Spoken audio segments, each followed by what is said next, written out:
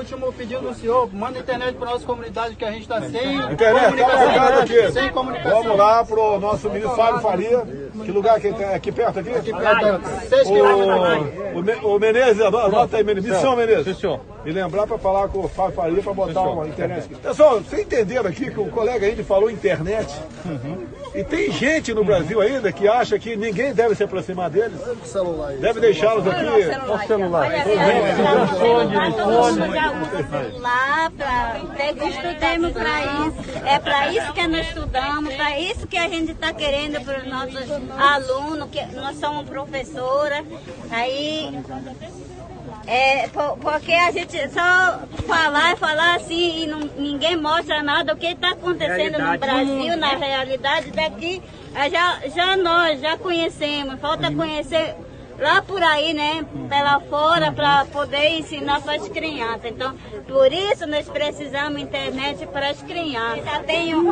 Já tenho 60 anos, 30 anos de trabalho na escola, no interior. Então, eu estou trabalhando agora aqui no Balaio, né? Como o presidente está presente, a gente pode até conversar com ele do que ver ele na televisão.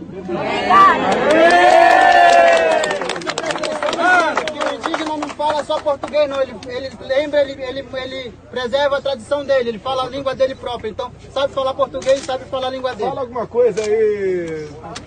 Para mim, é minha língua. Eu tucano. Aí não é até para sana beta mungu até para mani a tocana de tacana durti. E você me viu, né?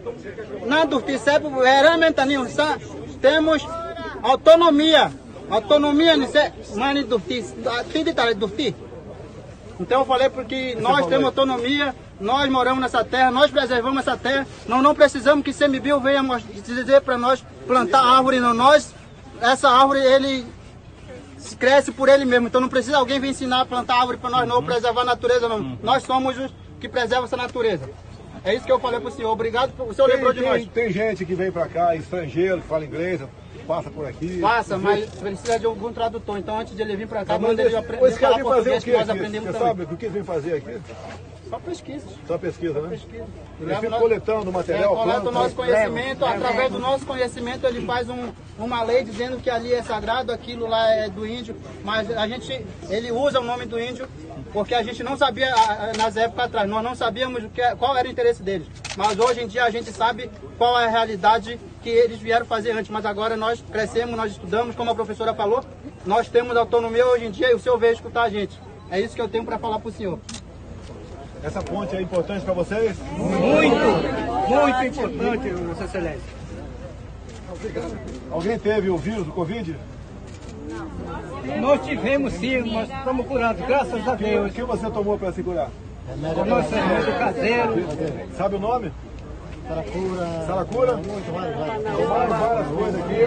Alguém morreu na aldeia de São irmãos nossos.